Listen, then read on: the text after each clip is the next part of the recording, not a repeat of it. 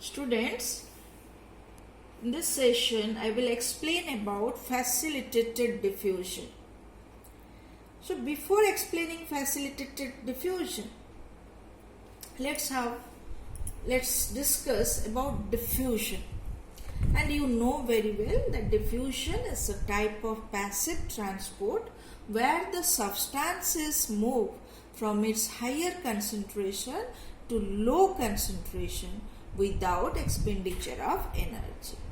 So when diffusion takes place in the cell, the molecules move passively from one side to other side through the cell membrane. But there are certain molecules which find difficulty to get transported through the membrane. For example, certain hydrophilic molecules or the polar molecules or the charged ions.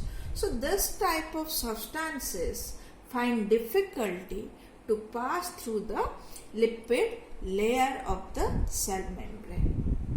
So they need the help of certain protein.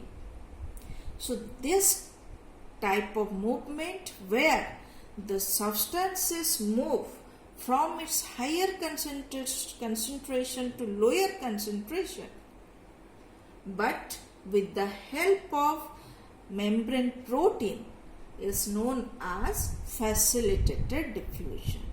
Here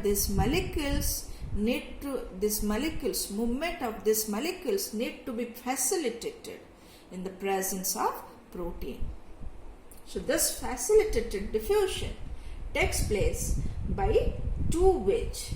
One is through protein channels. Protein channels means some proteins act as channel and that remains always opened, and through this small sized molecules can passively transport it.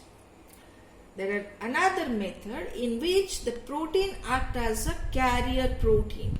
So here you see carrier protein. So the carrier protein binds with the molecules to be transported, and then the molecules are transported from one side to another side. Here an interesting mechanism is found for the transportation of polar molecules. The proteins, the carrier protein get bind. Here you can see the carrier protein get bind to the molecules on one side. Then it simply rotates 180 degree so that this side get into or becomes to the inside and the inside becomes outside. So in the carrier proteins, the proteins bind to the molecules to be transported, moves 180 degrees centigrade and releases it on the other side. So this is the means of facilitated diffusion. So this facilitated diffusion requires use of a membrane proteins. This proteins provide site for hydrophilic molecules to pass through the membrane. Here no energy is spent, so this is a passive transport. And two interesting examples are there.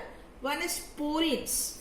So the porins are the proteins which form huge pores in the membrane, and that found in the mitochondria or in the membrane of plastids and also in some bacteria, and they allow some small size molecules to pass through it. Another example here I would like to mention, that is aquaporins, that provides facilitated diffusion of water, and that is formed of 8 different types of protein.